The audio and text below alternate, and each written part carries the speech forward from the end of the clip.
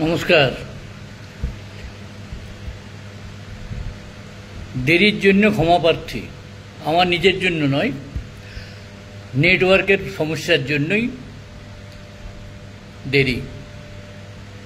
যা হোক, আপনারা সহযোগিতা করলে লাইভটা ভালোভাবে আমি করতে পারবো, এটুকু অনুরোধ। আজকে একটি আলোচনা, গামছা নাকি গামছা সংস্কৃতি। আপনারা ফেসবুকে বিভিন্ন পণ্ডিতদের এই গামছা নিয়ে অনেক আলোচনা শুনছেন, অনেক পোস্ট দেখছেন, নানাভাবে বিকৃত করার চেষ্টা হচ্ছে, গামছার বর্ণনা চলছে। এ বিষয়ে কিছু না বললে আমার পক্ষে নিজেকে মুক্ত, নিজেকে নির্দোষ এটা বলা সম্ভব হচ্ছে না। যদিও আমার কিছু যায় আসে না, কিন্তু তবুও আমি একটু পরিষ্কারভাবে জানাতে চাই যে আমি কি বলতে চাইছি এবং কি বলা উচিত ছিল বা কি বলা উচিত নয় এ ব্যাপারে। যারা আমার সঙ্গে আছেন তারা থাকুন, আমার কথা শুনুন, ভালো লাগলে ভালো, যদি না লাগে তাও ভালো, খারাপ লাগলে কমেন্ট করবেন, তাও আমি গ্রহণ করব, গ্রহণ করার মতো যদি হয়। যদি গ্রহণ করার মতো না হয় আমি রিজেক্ট করব। গামছা, আমার আলোচনা কোনো গামছা নিয়ে নয়। গামছা, আমি পুরোহিত পরিবারের সন্তান। আমি নিজে কালী পূজা, দুর্গা পূজা, মনসা পূজা, কোন পূজা করিনি, আমি সব পূজা করেছি। আমি সত্যনারায়ণ পূজার থেকে, ঘণ্টাকর্ণ পূজার থেকে, কালী পূজা, দুর্গা পূজা, বাসন্তী পূজা, লক্ষ্মী পূজা, সত্যনারায়ণ পূজা সব করেছি। কাজে গামছার মাহাত্ম্য আমাকে কোনো অব্রাহ্মণ বা যারা গামছা তৈরি করে তাদের কাছ থেকে শিখবার দরকার নেই, শেখার কোনো প্রয়োজন নেই। আমি গামছা বুঝি, গামছা কী কাজে লাগে তাও বুঝি। সেই গামছা নিয়ে আলোচনা করা আমার অত নিচে আমি এখনো পর্যন্ত নামিনি যে গামছা নিয়ে আমাকে আলোচনা করতে হবে। গামছা কি কাজে লাগে, গামছা কেমন, গামছার রং কেমন, গামছা কত ফুট চওড়া, কোথায় পাওয়া যায়, এগুলো আলোচনার বস্তু আমার নয়। যারা আলোচনাটার বিষয়টা নিয়ে, গামছা সংস্কৃতি নিয়ে যারা বুঝতে পারে না, অবুঝ যারা, এবং বিশেষ করে যারা শিক্ষক কুল, যারা লেখাপড়া জেনেও অলেখাপড়া, মানে লেখাপড়ার বোধ বুদ্ধি পর্যন্ত নেই যে কোনটা নিয়ে আলোচনা হচ্ছে, গামছা সংস্কৃতি না গামছা কি কাজে লাগে। গামছা কি কাজে লাগে সবাই জানে, বললাম তো, আমার থেকে বেশি গামছা কি কাজে লাগে অনেকেই জানে না। ঠিক তাদেরকে বলার জন্যে, পরিষ্কার করার জন্যে আজকে লাইভ। আমি কি বলেছি যে গামছা সংস্কৃতি সাহিত্যকে এগিয়ে নিয়ে যাচ্ছে কি, এইটা নিয়ে প্রশ্ন করেছি। গামছা সংস্কৃতি কি গামছা পরা? মোটেই না। আমরা সাহিত্য বা বিভিন্ন সম্মানীয় ব্যক্তিদের সম্মান জানানোর আদি অনন্তকাল থেকে রীতি চলে আসছে। আমরা কি রীতি দেখেছি? আমরা স্কুলে স্কুলে মাস্টারদের বিদায় সভা দেখেছি, বিদায় সভা, ফেয়ারওয়েল, যাকে ইংরেজিতে আজকাল ইংরেজি না বললে নাকি মান সম্মান থাকে নাই। ফেয়ারওয়েল না বললে ওটা বোঝা যায় না যে বিদায় সম্ভব। অবসর নিয়েছেন, তাকে বিদায় করে তাকে কি দেওয়া হতো? তাকে কেউ গলায় গামছা দুদিকে পরিয়ে দেয় নাই, তাদেরকে কী পরানো হতো? একটা চাদর, যদি শীতকাল হতো গায়ে দিয়ে দেয় হতো, নাহলে একটা দিয়ে দিত। আর কোথাও কোথাও একটা উত্তরীয়, লম্বা উত্তরীয় বলেই পাওয়া যায় সেটা, এবং সেটা সাধারণত এক কালারের উত্তরীয় হয়। এই উত্তরীয়টা দেওয়ার ছিল রীতি। আর এখন আপনারা কি দেখছেন? গামছা, গয়ার গামছা গলায় ঝুলিয়ে দিলে। আরে গলায় কি ঝুলাবে গামছা? ওটা তো রাজনৈতিক লোকরা ঝুলায় গলায়। এগুলো কেউ গামছা নিয়ে কেউ আলোচনা করছে নাকি? এগুলো হচ্ছে কি জানেন, আমি একটা গল্প আমি বলি। ওই আমাদের সময় নয়, কিছুদিন পরেও একটা ছিল ক্লাসে, যে ওই রচনা লিখতে দেওয়া হইতো। আজকাল রচনা লিখতে দেওয়া হয় কিনা আমি জানি না, আমি এখনকার কোর্স সম্পর্কে অবনীত নেই। তো বিদ্যাসাগরের রচনা লিখতে হবে। তো হেমা বলে একজন ছিলেন, হেমা একটা ছেলের নাম, মানে একটা স্কুল ক্লাসের। হেমা বলছি, এটা কি এমন কঠিন, তুই কোন রচনাটা মুখস্থ করে এসেছিস? বলছে, আমি শ্মশানের রচনা মুখস্থ করি। একদম সোজা, এটা লেখার কোনো সমস্যাই নেই। আরে বিদ্যাসাগর তো মানুষ ছিলেন, তো বিদ্যাসাগর লিখে দেয়। বিদ্যাসাগর জন্মেছিলেন বীরসিংহ গ্রামে, ও তার মায়ের নাম ছিলই, তার বাবার নাম ছিলই। তারপর তিনি অনেক কাজ করেছেন, অনেক কিছু করেছেন, বিধবা বিবাহ করেছেন, ও করতে, এগুলা তো শুনিস। শোনার পর ওকে নিয়ে চলে যায়, উনি মারা গেলেন। মারা যাওয়ার পর কি হবে? না, শ্মশানে যাবে। এরপর তো শ্মশানের পুরো রচনা লিখে দেয়। আমাদের এরা হচ্ছে যে গামছা সংস্কৃতি নিয়ে আলোচনা হচ্ছে, তাহলে গামছা কি কি কাজে লাগে? গামছা গামুছা হয়, গামছা নাচ করা হয়, গামছা ল্যাংটো করে পরা হয়, এইসব হচ্ছে এদের বুদ্ধি শুদ্ধি। এরা এই নিয়ে আলোচনা করছে, গামছা নিয়ে আলোচনা। কেউ বলছে আমি তাঁতি, আমি গামছা তৈরি, গামছার জন্য অপমান করা হয়েছে। কি মান সম্মান জ্ঞান এদের, অপমান করা হয়েছে। আরে গামছা নিয়ে আমি কোনো আলোচনা করেছি নাকি? আমি গামছা নিয়ে কোথাও কমেন্ট করেছি? আমি কি কমেন্ট করেছি? সাহিত্য সংস্কৃতির জগতে গামছা এমন একটা অবস্থায় দাঁড়িয়েছে যে গামছাটাই এখানে মুখ্য, গামছা পাওয়াটাই এখানে মুখ্য, সাহিত্যটা মুখ্য নয়। সাহিত্য সভা হচ্ছে, তাতে কি না কবিতা পাঠ হচ্ছে, কবিতা পাঠ কেউ শুনে না, কবিতা নিয়ে কোনো আলোচনা হয় না। একই কবিতা বারবার একজন ওই বিভিন্ন অনুষ্ঠানে শুনিয়ে যাচ্ছে, কেউ এ নিয়ে কোনো প্রশ্ন করে না যে এই কবিতাটা আগের বার শুনলাম এবারে কেন। আচ্ছা, এরপর কবিতা নিয়ে কোনো আলোচনা, গল্প বললো, গল্প নিয়ে আলোচনা নেই, কোনো কিছু আলোচনা, সাহিত্য আলোচনা। যদি যারা বক্তা, যারা বড় বড় বক্তা আর কি, প্রধানমন্ত্রীর মতো বক্তা, তারা কি আলোচনা করেন? ওই 14 বছর আগে যেটা আলোচনা করেছেন এখনও সেটাই আলোচনা করছেন।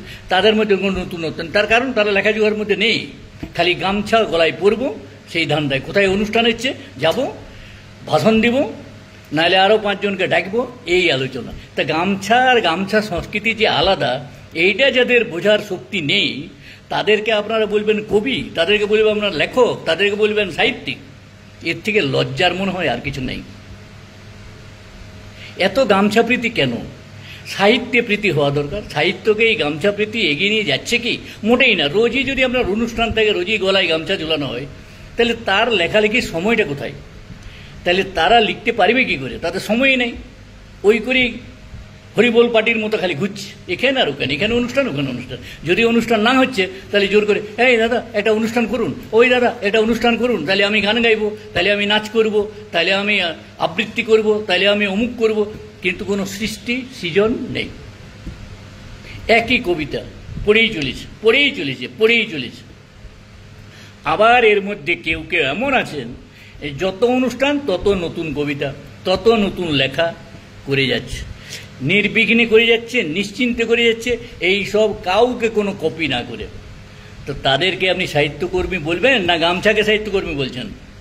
যদি এই যে ইন্টেনশনটাই যদি বুঝতে না পারে যে গামছা সংস্কৃতি নিয়ে কেন আলোচনা হচ্ছে, এই বক্তব্যটা যদি ধরার ক্ষমতা না থাকলে, তাই এরা কিসের শিক্ষক? এরা কি শিক্ষা দেন? কি শিক্ষা এরা দেন আমি সেটাই বুঝতে পারি না, যে এরা এইটুকু ধরতে পারছে না। আরে গামছা নিয়ে আলোচনা হচ্ছে কি? গামছা সংস্কৃতি সাহিত্যকে এগিয়ে নিয়ে যাচ্ছে কি না তা নিয়ে আলোচনা হচ্ছে। এবং এটা একটা বিরাট বিষয় হয়ে দাঁড়িয়েছে, যার জন্যে এই যেমন দেবাশিস সরকার এই যে কথাগুলি বলল, তাতে কত কমেন্ট দেখেছেন, বিভিন্ন জায়গায় বিভিন্ন লোক, বড় সিনিয়র লোক এবং সব সাহিত্যকর্মী, বড় বড় সাহিত্যকর্মী, তারা কি কমেন্ট করেছেন। এটা দেখলে তো আপনি বুঝতে পারবেন যে আপনারা কোথায় আছি। আমরা কি করছি? আমরা করছি খালি ওই অনুষ্ঠান করছি, অনুষ্ঠান। এই দারুণ অনুষ্ঠান, আর ফটো সেশন, বাইরে একদম ফটো, খালি ফটো আর ফটো, মানে সাহিত্য নয়, খালি ফটো সাহিত্য। এই ফটো সাহিত্য আর ফেসবুকে পোস্ট দিতে পারলেই বাস আমার সমস্ত প্রাপ্তি শেষ। গয়ায় পিণ্ডদানের মতো আমি করে চলে এলাম, গয়ায় পিণ্ডদান, গলায় গামছা নিয়ে আমি পিণ্ডদান করে চলে এলাম। সাহিত্যটা নিয়ে আলোচনা করো। গামছাটা বড় জিনিস নয়, গামছার কোনো প্রয়োজন নেই। গামছাটা পূজায় লাগে, গামছাটা গামুছার জন্য লাগে, গামছা দোকানে কিনতে পাওয়া যায়। গামছা করুন, ঘটগাড়ুতে গামছা লাগে, সব জায়গায় গামছা লাগে, ঘাটকামাতে গামছা লাগে। আমাদের তো আবার মানে আত্মীয় স্বজনরা মারা গেলে ঘাটে গামছাটা ফেলে দিয়ে আসতে হয়। কারো ফেলে দিয়ে আসতে হয় জানি না, তো আমাকে ফেলে আসতে হয়, আমাদের গোষ্ঠীতে ফেলে আসতে হয়, গামছাটাও ফেলে আসতে হয়, ধুতরাও ফেলে আসতে হয়। এবং সেটা সাধারণত যারা আমার কালামায় চুলটুল কামায় নাপিতরা তারা পায়। এবং সেগুলো ভালো ধুতি এমনকি যার গামছা না থাকে, নতুন গামছা কিনে সে পরে চান করে সেটা ওখানে ঘাটে দিয়ে আসে।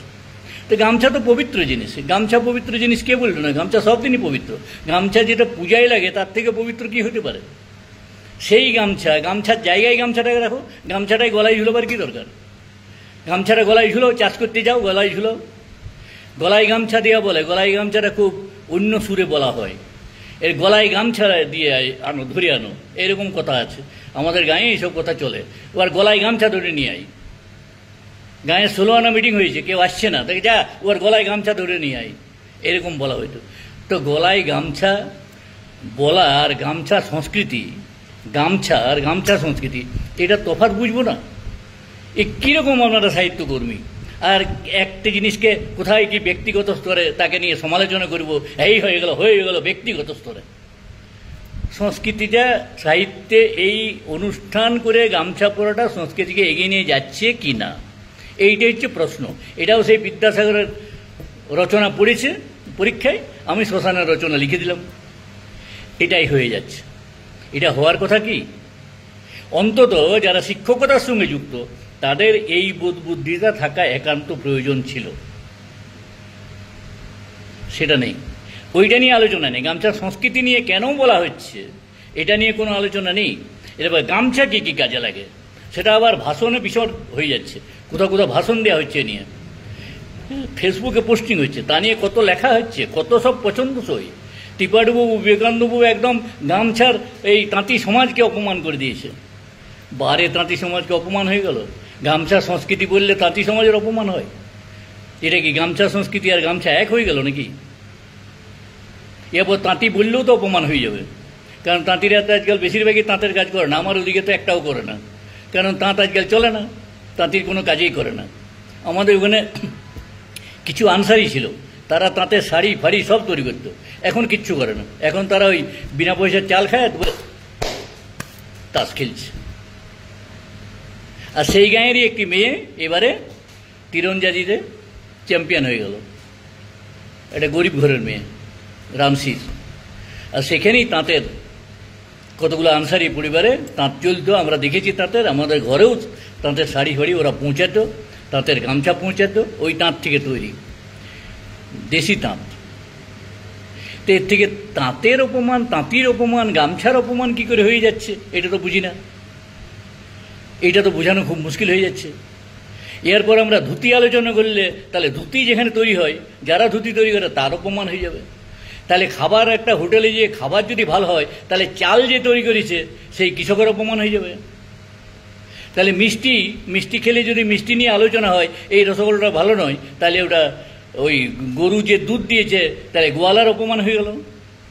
আজব জিনিস, এদের বোধ বুদ্ধি দিনের পর দিন কোথায় যাচ্ছে জানি না বাবা। এরা করবে সাহিত্য চর্চা, তাহলে সাহিত্যকে কোথায় নিয়ে যাচ্ছে আপনি ধরুন, কোথায় সাহিত্যটা হচ্ছে? অনুষ্ঠান করলেই যদি সাহিত্য হয়ে যেত তাহলে যেখানে যত অনুষ্ঠান সবাই সাহিত্যিক হয়ে যেত। কজন সাহিত্যিক, কজনের লেখা মনে রাখছিল? একজনের নাম বলুন না যার লেখা যারা এইসবের মধ্যে আছে তাদেরকে কেউ চেনে? তারা নিজেরাই পোস্ট দিচ্ছে, আমি অমুক, আমি তমুক। কেউ নিজেই বলছে আমি কবি, কেউ বলছে আমি গবেষক, কেউ বলছে আমি প্রাবন্ধিক, নিজেই বলছে। একটা মন্দিরের ছবি দিয়ে দিল গবেষক, ক্ষেত্র সমীক্ষক হয়ে গেল, নিজেই বলছে, কেউ বলেন এটা দেখে, নিজেই বলছে। মন্দিরের ছবি দিলেই গবেষক হয়ে গেল। আর ওই পুরানো পচা যেগুলা 10 বছর আগে লিখেছে সেইগুলোকে পোস্ট দিলেই আমি বিরাট গবেষক, আমি বিরাট কবি, আমি বিরাট সাহিত্যিক।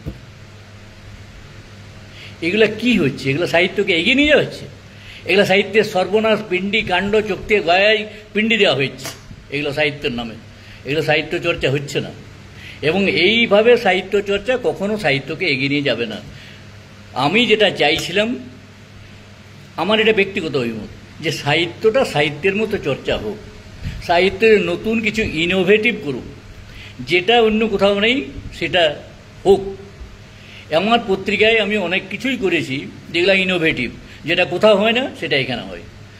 আজ পর্যন্ত যারা আমার বাইরের থেকে যারা অনুষ্ঠান এসে দেখেছে যে জীবনে যদি গয়ায় পিণ্ড দেওয়া যদি পুণ্যের হয়, তেমনি বেনারসের গঙ্গায় ওই আরতি দেখা যদি পুণ্যের হয়, বৃন্দাবনে গেলে যদি পুণ্য অর্জন হয়, চন্দ্রভাগায় গেলে যদি পুণ্য অর্জন হয়, সোমনাথ মন্দিরে গেলে যদি পুণ্য অর্জন হয়, কেদারনাথে গেলে যদি পুণ্য অর্জন হয়, অমরনাথে গেলে যদি পুণ্য অর্জন হয়, তাহলে সাহিত্য যদি প্রপার ঠিকমতো সংস্কৃতি মেনে এবং সাহিত্যের নিয়মকানুন মেনে সাহিত্য চর্চা হয়, তাহলে সাহিত্য কর্মীদের পুণ্য অর্জন হয়।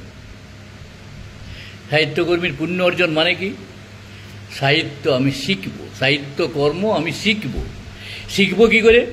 পরস্পর আলোচনার মাধ্যমে, বিভিন্ন লেখাপড়া করে, বিভিন্ন লোকের লেখা পড়ে, বিভিন্ন লোকের লেখা বই কিনে সেই বই পড়ব, পড়ে আমি আলোচনা করব, আমি প্রতিক্রিয়া জানাবো, আমি সেটা নিয়ে আরও লোকের সঙ্গে ডিবেট করব, আমি তবেই সাহিত্যে পুণ্য স্নান করতে পারবো। তা নয়, কবিতা পাঠ হচ্ছে, কেউ শুনছে না, সব মোবাইলে এরকম করে দেখেছি, মোবাইলটা খুলে বসে আছে, আর হই হুল্লার কি হলু হলু হলু এই করছে, খালি কবিতা পাঠ হয়ে যাচ্ছে। কবিতা পাঠ হচ্ছে, কেউ শুনছে না, কবিতা পাঠ হচ্ছে। কি বিরাট পুণ্যের কাজ হচ্ছে। কবিতা কেউ শুনলো না, একটা কবিতা বলতে পারবে না। আমি চ্যালেঞ্জ করে বলতে পারি, বহু লোককে বহু জায়গায় দেখছি যে কি কবিতা পাঠ হলো বলতে পারবে না, কোন কবিতা, কে কবিতা পাঠ করলো তাও বলতে পারবে না। সব কবিতা পাঠছে। আর বইমেলার তো গল্প বলাই যায়, বইমেলায় কবিতা পাঠ করলো, সে সঙ্গে সঙ্গে চম্পট, শেষে যখন পাঠ করলো তখন আর কোনো লোক নেই। এই তো হচ্ছে কবিতা পাঠ। আমি তো সব জায়গায় তাই দেখছি বইমেলা, আমি তো প্রতি বছর বাঁকুড়া যাই, এবারেও গেছিলাম, কবিতা পাঠ হচ্ছে, একজন নেমে চলে গেল, ঘর চলে গেল, আর বাকি যে পাঠ করে চলছে তো করেই চলছে, কেউ শুনছে না, সব অন্যদিকে তাকাচ্ছে, নাহলে মোবাইল দেখছে। তো এইরকম কবিতা পাঠের কোনো উদ্দেশ্য আছে কি? এই সাহিত্য চর্চার কোনো উদ্দেশ্য আছে কি? এরকম সাহিত্য চর্চা হওয়া না হওয়া সমান। এমনিতেই বসে বসে আড্ডা মারো, চায়ের দোকানে আড্ডা মারো, মোবাইলের দোকানে আড্ডা মারো, পান দোকানে আড্ডা মারো, নাহলে নেহাটি রাস্তার ধারে রকে কোথাও মাঠে আড্ডা মারে ওখানে আলোচনা করো, তাইলেই তো হয়ে যাবে। তাহলে আর এইসব সাহিত্য পাঠের কী দরকার? এইসব আসর বসিয়ে চা পান সিগারেটের খরচা করে কী লাভ আছে? তার প্যাকেট দাও, তার গামছা আনো, এত সব দরকার কি আছে? ওরকম তো সাহিত্য করার দরকার নেই। আমি তো গামছা দিচ্ছি না, আমি তো ওই একই কবিতা পড়তে দিই না, আমি প্রকাশিত কবিতা লিখতে দিই না, তো আমার কি পত্রিকা সাদা আছে? এই পত্রিকাতে এত লেখা আসছে, কারা লেখা দিচ্ছে? ওই কয়েকজন লেখা দিবে, তার ভরসায় আমার পত্রিকা চলবে কি? না, কাউকে নিয়ে আমার প্রতিষ্ঠানটা তৈরি হয়েছিল, প্রতিষ্ঠান আগে, তারপর তারা এসেছে, তারা হারিয়েও গেছে। আবার যারা প্রতিষ্ঠা পাওয়ার মতো যোগ্য তারা প্রতিষ্ঠিত হয়ে গেছে। তা যারা প্রতিষ্ঠিত হওয়ার মতো যোগ্য তারা সাহিত্য চর্চা করে, তারা প্রতিষ্ঠা পায়। ওই ফটো তুললেই, যেখানে যাবো সেখানে ফটো লাইন, ওরে বাবারে 20 জন 25 জন একদম লাইন নিয়ে ফটো, আর পোস্ট করছে ফেসবুক কাদা করে দিচ্ছে। কোনো সাহিত্যের পরিচিতি এদের কোনো দিন হবে না, একদম নিশ্চিন্ত থাকুন, এরা মিলিয়ে যাবে, মুছে যাবে, এদের নাম কেউ জানবে না। কোনো প্রতিষ্ঠা কখনো প্রতিষ্ঠা পাবে না, কোনো প্রতিষ্ঠান যতক্ষণ না পর্যন্ত সেই প্রতিষ্ঠান কিছু করে দেখায়, নতুন নবনির্মিত কিছু জিনিস চাই, নতুন করে সৃষ্টি চাই। সৃজন না হলে সৃষ্টি হবে না, সৃজনটা চাই। সৃজনটা মানে ফটোকপি লয়, সৃজনটা মানে পুরানোকে পোস্ট করা লয়, এটাকে সৃজন বলে না। একবার পোস্ট করেছি বাস, বারবার ওই দিনটা এলেই আবার একবার পোস্ট, ওই দিনটা এলেই আবার একটা পোস্ট। আর সবচেয়ে সহজ কাজ হচ্ছে সাহিত্যের জীবনী লেখা। জীবনী লেখায় কোনো পরিশ্রম নেই, সব ডাটা তো পাওয়া যাবে। যাদেরকে চেনে না তাদের ঘরে গেলে তারা ডাটা দিয়ে দেবে, সেই ডাটা লিখে দিলেই হলো জীবনী লেখা। জীবনী লেখার মধ্যে কোনো সৃষ্টি নেই, জীবনী লেখা সৃজনও নয়, সৃষ্টিও নয়। জীবনী লেখাকেও ফটোকপিই বলে, যে ঠিক আছে ও বললো সেইটা আমি লিখে দিলাম। এর মধ্যে কোনো সাহিত্য চর্চা আসে না। সাহিত্য চর্চা তখনই আসবে ইনোভেটিভ, ইংরেজিতে বলে ইনোভেটিভ কিছু করতে হবে। আপনি যা করছেন আগে তা করা হয়নি, সেইটা করলে আপনার সাহিত্য চর্চা হবে। একটা বিষয় নিয়ে চলতে হবে, কি বিষয় আপনি করছেন, বিষয়টাও সেটা পরিষ্কার হতে হবে। যেটা লিখছেন তার মধ্যে সেটা পরিষ্কার থাকবে যে আমি এই বিষয়টা নিয়ে করছি। আপনি উপন্যাস লিখছেন, তার একটা বিষয় থাকবে। আপনি প্রবন্ধ লিখছেন, তার একটা বিষয় থাকবে। তা বিষয়টা মুখ্য, কেমন লিখছেন সেটা মুখ্য নয়। আপনার শব্দে ভুল হতে পারে, মানুষের ভুল হয়, এই শব্দটা নিয়ে কেউ মাথা খারাপ করে না। কোনটা নিয়ে মাথা খারাপ করে না, শব্দটা আপনি কিভাবে তাকে বসালেন, কোথায় বসালেন, আপনার ভাবটা কি, আপনার ভাবটায় গামছা না গামছা সংস্কৃতি। গামছা সংস্কৃতি নিয়ে আলোচনা হলে গামছার বিবরণ দিব, গামছার বর্ণনা দিব, গামছা কি কাজে লাগে। আমরা পড়া গামছা কি কাজে লাগে সেটা কাউকে জানাতে হবে, কাউকে লিখে জানাতে হবে গামছা কি কাজে লাগে। যেগুলা ল্যাংটো ছেলে যারা এইটুকু বাচ্চা, তারাও গামছাটার মর্ম জানে। তো এইটা বুড়ো বয়সে কাউকে শিখতে হবে নাকি গামছা কি কাজে লাগে? এরা কারা করে? যাদের বোধ বুদ্ধি নেই তারাই করে, যে কোনটা আমার লেখা উচিত আর কোনটা আমার লেখা উচিত নয় সেই সম্বন্ধে ধারণাই নেই কিছু। যে আমি কী নিয়ে বলছি আর কী নিয়ে আলোচনাটা হচ্ছে, কী নিয়ে প্রথম পোস্টটা হয়েছে। আর এই ঠাকুর ঘরে কলা রেখে আমি কলা খাই না, ঠাকুর ঘরে গেলে আমি কলা খাই নাই, ধরে নিচ্ছে কেন যে আমাকেই বলা হচ্ছে, তার মানে তুমি ওই দোষে দুষ্ট, তুমি ওই দোষে দুষ্ট, সেই জন্যই তোমার গায়ে লাগছে। তোমার গায়ে লাগছে কেন? তোমার গায়ে লাগছে কেন? লাগবে কেন? আমি যদি কোনো ওর মধ্যে না থাকি তাহলে আমার গায়ে লাগবে না। আমার গায়ে তখন লাগবে যদি আমি ওর মধ্যে দুষ্ট হই, ওই দোষে দুষ্ট হই। তাহলে তুমি গায়ে পড়ে এইসব করতে যাচ্ছ কেন? এই করে যে পরিবেশটা খারাপ করছো না, পরিবেশ তুমি খারাপ করতে পারবে না, তোমার সেই ক্ষমতা নেই, কারণ তুমি নাগাল পাবে না। যে গাছটার দিকে তুমি তাকাচ্ছ এরকম ঘাড় বাঁকা করলেও তুমি ঘাটটা সোজা করে দেখতে পাবে না, কারণ অনেক উঁচুতে দাঁড়িয়ে আছে, পারবে না কিছু করতে। কারণ গাছের শিকড় থেকে যদি সে সরে যায় তাহলে গাছের পাতা ডাল কিচ্ছু থাকে না, গাছটা কিন্তু থেকে যায়, ওই সরে যাবে। যারা দেখছেন আমার সঙ্গে যারা আছেন, আমার মনে হয় তারা নিশ্চয় বুঝছেন, এই জন্য যখন থেকে আছেন তখন থেকে আছেন, তারা সরে যাননি। আর কিছু দেখলাম সরে গেলেন ওই দুটা লাইন শুনে, তার কারণ হচ্ছে তাদের গায়ে লাগিয়েছে, তাদের গায়ে লাগিয়েছে, এটা ঘটনা। তারা এই দলের মধ্যে ওই গামছা সংস্কৃতি নয়, গামছার দলের মধ্যে, যে গামছা সংস্কৃতি নিয়ে আলোচনা নয়, গামছা নিয়ে আলোচনা।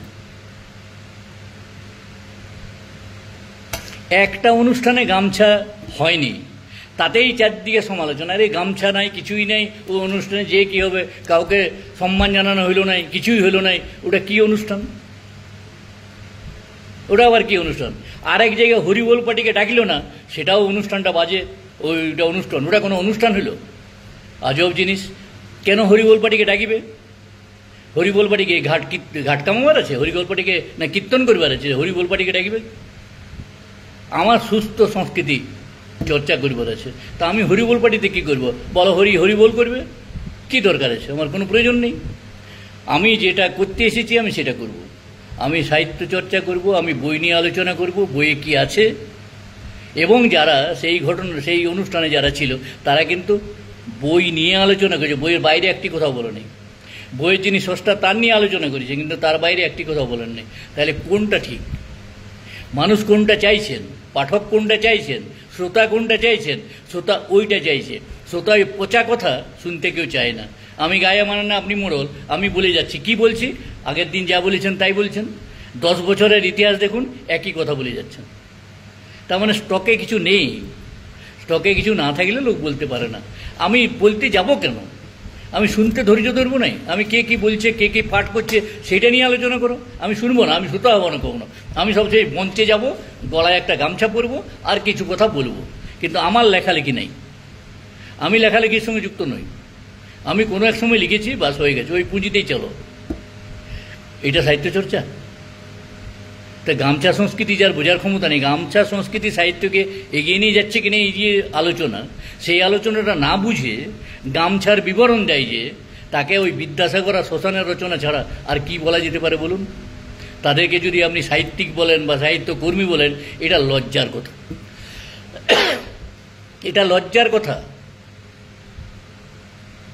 এর থেকে লজ্জার আর বেশি কিছু হতে পারে না।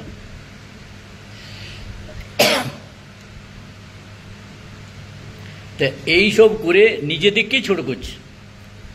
অন্যের সমালোচনা তখন করা যায় যখন নিজে সমালোচনার ঊর্ধ্বে থাকবে। সমালোচনা আপনি করুন, ন্যায্য সমালোচনা করুন। সমালোচনার দৃষ্টিভঙ্গি হতে হবে টু দ্য পয়েন্ট, ওই অন টু দি পয়েন্ট লয়, বা আন্ডার দি পয়েন্ট লয়, বা বাই দ্য পয়েন্ট লয়, বিসাইড দি পয়েন্টও নয়, টু দি পয়েন্ট হতে হবে। গামছা সংস্কৃতি সাহিত্যকে এগিয়ে নিয়ে যাচ্ছে কি না, এইটা হচ্ছে প্রশ্ন। এই পয়েন্টে আলোচনা করুন যদি হিম্মত থাকে, যদি জানা থাকে যে গামছা সংস্কৃতি কেন বলা হচ্ছে। এই নিয়ে ডিবেট করুন, এই নিয়ে দরকার হলে স্ট্রিমিয়ার আলোচনা করুন, গুগল মিটে আলোচনা করুন, কে কী বলছে শুনুন। ওই গামছা যারা তৈরি করে তাদেরকে অপমান করা হইল, এইরকম যারা বলে, এইরকম মানে কি বলবো, এগুলাকে কিছু বলাই উচিত নয়। বলা মানে নিজেদের লজ্জা, নিজেদেরকে ছোট করা। যাদের এই বোধ বুদ্ধি নেই, তাহলে এটা তাদের সম্পর্কে বলে কি করব আমি? কিছু করার নেই। তারা না তো সাহিত্য চর্চা করে, না কিছু করে। তারা ওই মন্দিরের ছবি দিয়ে গবেষক হতে চায়। সব মন্দিরের ছবি দিলেই গবেষক। পুরুলিয়া জেলা বাঁকুড়া জেলায় যেখানে যাবেন, যে গ্রাম যাবেন, সেই গ্রামে 4টা 6টা করে মন্দির। আমার 2টো গ্রামে কোনো মন্দির বাদ নেই। আমার কালী মন্দির, দুর্গা মন্দির, বাসন্তী মন্দির, রাধাস্বামী মন্দির, হরি মন্দির, শিব মন্দির, দুর্গা মন্দির, কোনটা নাই? সব আছে আমার কাছে। তাহলে এত মন্দির আছে, আমি গবেষক হয়ে যাবো? ছবি দিয়ে দিলে সব মন্দিরগুলো ছবি দিয়ে দেবো, গবেষক হয়ে যাব। মন্দিরে ছবি দিলেই যদি গবেষক হওয়া যায়, পুরানো কোনো লোক সম্পর্কে লিখে দিলেই যদি আমি গবেষক হয়ে যাই, পুরানো কথা কার এর ওর লেখা নানা রকম তথ্য সংগ্রহ কোথার থেকে 20টা লোকের তথ্য, আর লেখাটা হচ্ছে 8 পাতার, আর তাতে 20 লোকের তথ্য নিয়ে একটা লিখে দিলেই আমি গবেষক হয়ে যাব। এই যে যারা সাহিত্য, এই ধরনের সাহিত্য চর্চা করে, তাদের বেশি দূর এগোতে তারা পারে না, তাদের দৌড় বেশি দিন নয়। এটা আপনারা দেখতে থাকুন। আমি তো দেখছি, আমার তো অভিজ্ঞতা 60 বছর, 62 বছর, 65 বছর অভিজ্ঞতা। আমি তো দেখে আসছি। বহু লোকের নাম আমি এখনই গড়গড় করে বলে দিতে পারি, যারা সাহিত্যে এসেছে গড়গড় করে চলে গেছে। এসেছে পানের জলে, ভেসে গেছে পানের জলে, কাঁসাইয়ের বানে সব ভেসে গেছে। কাউকে মনে রাখে নেই মানুষ। মানুষ মনে রাখে তাকেই যার কিছু অবদান আছে, যার কিছু সৃষ্টি আছে, যার কিছু সৃজন আছে, তাকে মানুষ মনে রাখে। এছাড়া কাউকে মানুষ মনে রাখে না। এই পাঠক বা শ্রোতা বড় কঠিন। ওদের থেকে বুজুর্গ বেশি কেউ নন, কোনো সাহিত্যিক নন, কোনো সৃষ্টিকর্তা নন, কেউ নন। ওরাই সবচেয়ে বেশি বুজুর্গ এবং বুদ্ধা। ওরা বোঝেন, ওদের কাছে এই বইটা নিন, এই বইটা নিন, এরকম করতে হয় না। তারা নিজেরাই বই কিনবেন, নিজের ইন্টারেস্টে বই কিনবেন, নিজের পড়ার ইচ্ছা আছে তারা বই কিনবেন। কই, আমি তো কাউকে বলিনি এই বইটা নেন, এই বইটা নেন। তো বইগুলো আমার বিক্রি হচ্ছে কী করে? এই ব্যক্তিগত আমাদের পত্রিকার পক্ষে যে বই মেলে, সেখানে আমার বই 8,000 টাকার বিক্রি হলো, তপন পাত্র বই 5,000, 5,500 টাকার বিক্রি হলো, আভা চট্টরাজ বই 3,000 টাকার বিক্রি হয়ে গেল। কী করে হলো? আর কেউ বলছেন আমাকে ডাকা হলো না, আমাকে অপমান করে। তুমি কে হে চাঁদিরামা? কে তুমি চাঁদিরামা? তোমাকে ডাকতে হবে, কে চাঁদিরামা? আমাকে এটা বলো তো, কে? হু আর ইউ? তোমাকে ডাকতে হবে। আমার যাকে ইচ্ছা হবে আমি ডাকবো, আমি যাকে প্রয়োজন মনে করবো তাকে ডাকবো। এটা আমার অনুষ্ঠান, আমার প্রতিষ্ঠানের অনুষ্ঠান। আমি যাকে প্রয়োজন মনে করবো, তার বাইরে আমি ডাকবো না। কেন ডাকতে যাব? আমার নিজের ইচ্ছে। আমি জানি যে আমার অনুষ্ঠানটা কে সফল করতে পারবে। আমি তাদেরকে চিনব না? তাদেরকে আমি ঠিক চিনি এবং তাদের বলার মতো যোগ্যতা আছে, সেই তাদেরকে আমি ডেকেছি। যাদের বলার যোগ্যতা নাই তাদেরকে বিতাড়িত, বাদ, আমার খাতা থেকে বাদ। তাদের কে কি মনে করছে আমার দেখার দরকার নেই। আর সাহিত্য একাডেমির কথা বলেন, যদি সাহিত্য একাডেমি আমার তৈরি, আমার মানসপুত্র বলতে পারেন। সাহিত্য একাডেমি যে তৈরি করতে পারে সে ভাঙতেও পারে। আজকে তৈরি করেছি, ভাঙিয়ে দেবে। কত প্রতিষ্ঠান করলাম, আবার ভেঙেও দিয়েছি প্রয়োজনে। যদি সেরকম লোক না থাকে সঙ্গে চলার, তাহলে আমি সেখান থেকে বেরিয়েও আসতে পারি, সেখানটা আবার অন্যভাবে চালাতেও পারি। এই যোগ্যতা আমি, আমার প্যারালাল একটা সংস্থা এখনই করে দিতে পারি, আমি 1 মিনিটে করে দিতে পারি। সেই যোগ্যতা আমার আছে, এখনই করতে পারি। কালকেই বলেন, কালকেই করতে পারি। তা আমার সঙ্গে চ্যালেঞ্জ করে তো কোনো লাভ নেই। আর আমি চ্যালেঞ্জ পছন্দ করি না। আমি নিজের সিদ্ধান্ত নিজে নিই। আমি কাউকে দেখে কোনো সিদ্ধান্ত নিই না, কারো কথাই কোনোদিন আমি চলি না। আমি নিজের সিদ্ধান্ত নিজে, আমার সুপ্রিম কোর্ট আমি নিজে, আমি কারো পরামর্শে চলি না। এরপরেও যদি আমাকে আরও কিছু বলতে হয়, আমার মনে হয় আমার নিজেরই লজ্জা লাগা উচিত, আমার উচিত হয়নি বলা। কাজে আজকে যারা আমার কথাগুলো শুনলেন, তাদের সকলকে আমার করজোড়ে প্রার্থনা করে বলছি যে উল্টো দিকে বিষয় নিয়ে যাবেন না। গামছা সংস্কৃতি সাহিত্যকে এগিয়ে নিয়ে যাচ্ছে কি না, এইটা হচ্ছে প্রশ্ন। গামছা কত রকম, গামছা কি কি কাজে লাগে, গামছা দেখতে কেমন, গামছা কোথায় পাওয়া যায়, গামছাকে তৈরি করে, এই নিয়ে কোনো আলোচনা এই লোকটি করেনি, করার কোনো প্রয়োজন মনে করে না। গামছা সংস্কৃতি সাহিত্যের সর্বনাশ করছে, এইটা বলছে। গলায় গামছা পরলেই সাহিত্য হয় না, ফটো তোলা যায়। ফটো সেশনে ফটো তোলা হবে, তো ফটো সেশনটাই করো, কে বারণ করছে? ফটো সেশন করতে থাকো, কিন্তু সাহিত্যের নাম নিও না, সাহিত্যের সর্বনাশটা করে দিও না। যারা নতুন করে আসছে তাদের সর্বনাশটা ডেকে এনো না। তারা নতুন কিছু করতে চাই, করুক, তাদেরকে উৎসাহ দিতে হবে। উৎসাহ দেওয়া মানে ফটো সেশন লয়, ফটো দিয়ে উৎসাহ হবে না। আর কবিতা পাঠ করে কেউ শুনলো না, তাতেও উৎসাহ হবে না। বা তাকে জোর করে যত লোক এসে সবাইকে গামছা পরিয়ে দাও, গলায় গামছা দিয়ে দাও, তা করেও সাহিত্যের উন্নতি হবে না, ওরও সাহিত্য চর্চা কিছু হবে না। সাহিত্যে চর্চা করতে গেলে সাহিত্যের মধ্যে থেকে করতে হবে, সাহিত্যের সংস্কৃতির নিয়ম মেনে করতে হবে, তার বাইরে নয়। তার বাইরে কখনোই সম্ভব নয়, হবেও না। আর তা নাহলে কলকাতার মতো মঞ্চে 10 জন, ওদিকে 2 জন, ওদিকে তো ফটো আপনি দেখতে পাচ্ছেন না, আর বিরাট বিরাট ফেসবুকে পোস্ট, অমুক করলাম, কবিতা পড়লাম, কেউ শুনছে না, দেখছি 2 জনে মিলে গল্প করছে। আজকে একটা ফটো দেখলাম, আজকে একজন ফটো, বেশ লম্বা চওড়া লোক, তিনি কবিতা পাঠ করছেন, আর পাশে কয়েকজন মহিলা বসে আছেন, এই করছে। এই কি কবিতা পাঠ, এতে কি কবিতা চর্চা হবে? কবিতা চর্চা আছে। আমি বিরাট কিছু ঘরে যে বড়াই করে বলছে, ফটো এই দেখুন কত কাজ আমি করে এলাম, কত কবিতা পাঠ করে এলাম, কবিতাটা কেউ শুনল না, কবিতা পাঠ করে চলে এলাম। এটা চলছে, এ দিয়ে বেশি দূর এগোনো যাবে না। আজকের আলোচনা এখানেই শেষ করছি। যারা যা মনে করেন, আমার কিছু যায় আসে না। আমার যা বক্তব্য আমি তা আবারও বললাম, আগামী দিনেও বলবো, যে গামছা সংস্কৃতি সাহিত্যের সর্বনাশ করছে। সাহিত্য করুন, গামছাটা মুখ্য নয়, ফটোটা মুখ্য নয়। সাহিত্য চর্চা করুন। চর্চা মানে কবিতা পাঠ শুধু করলে চর্চা হয় না। কবিতা পাঠের প্রেক্ষাপট বলতে হবে, কবিতা পাঠ, কবিতার মধ্যে কি আছে আরও অন্যজন বলবে, তবে চর্চা হবে। একজন কবিতা পাঠ করে, খালি 56 জন কবিতা পাঠ করে 58 জন কবিতা পাঠ করলো, এতে কোনো বাহাদুরি নেই। এতজন কবি ছিলেন, আরে কবি ওদেরকে কে বললো? ওরা বলুন পদ্য লেখক বলুন, কবি। সারা 1 লাখে একটা কবি পাওয়া যাচ্ছে না, কবি নিজেই কবি লিখে দিলাম, কবি অমুক, কবি অমুক। তার কেউ কেউ বলেছে কবি, ডক্টর, গবেষক অমুক। ওরে বাবারি বাবারি, কবি, ডক্টর, গবেষক, মানে কবিতা করতে ডক্টরেট চাই, তা নাহলে কবি হবে না। নিজেই বলছি, কেউ বলছে আমি আন্তর্জাতিক শ্রেষ্ঠ কবির পুরস্কার পেয়েছি। কে দিতে পারে আন্তর্জাতিক শ্রেষ্ঠ কবি? দিতে পারে কি কবিতার এই সাহিত্য, এটা সম্মানটা? শ্রেষ্ঠ কবি আপনি বলতে পারেন, তোমার আন্তর্জাতিক শ্রেষ্ঠ কবি, বাবারি বাবারি। আমার তাতে বাহাদুরি, তাতে লিখেও দেওয়া হয়েছে, পোস্ট দেওয়া হয়েছে, আমি আন্তর্জাতিক শ্রেষ্ঠ কবির পুরস্কার পেয়েছি। এই ছ্যাবলামি সাহিত্যে মানায় না। আপনি পূর্বপুরুষদেরকে দেখুন, যারা ইতিহাসে তো তাদের নাম আছে, যারা সাহিত্য চর্চায় পথিকৃৎ, তারা কে এই জিনিসগুলো করেছে? কেউ করেনি। এখন হচ্ছে, কেন হচ্ছে? তার কারণ সাহিত্যটাকে বাদ দিয়ে সাহিত্য হচ্ছে, সাহিত্য নেই ওতে।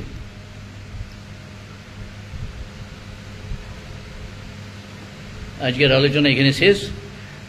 অনেক লোক আজকে দেখেছেন, অনেক লোক শুনেছেন, অনেক লোক ভিতর ভিতরে গুমরাচ্ছেন, অনেক লোক রাগে ফুঁসছেন, বয়ে গেল। ভালো থাকুন, সুস্থ থাকুন। কিশোরবাবু আরামে ঝুমুর লিখুন, লিখুন, ভালো থাকুন।